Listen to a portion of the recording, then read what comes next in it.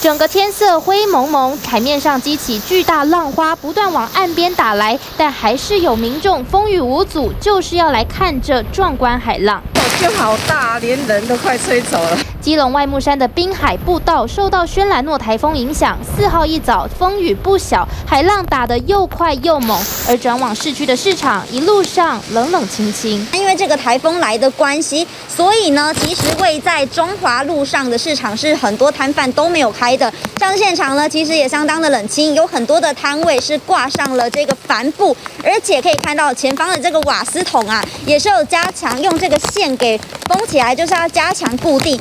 虽然大部分的摊商都没有营业，但还是有零星几个店家和摊贩为了生计，能赚多少是多少。台湾菜你非要卖啊？对啊，还有菜啊。那目前的那个大概有卖到多少？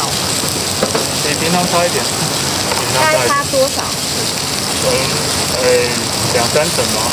另外还有这里基隆市大武仑，过去只要遇到台风，几乎都会淹水，所以附近店家都设置了淹水闸门。我记得最高是整个淹到快3米，是整个灭顶。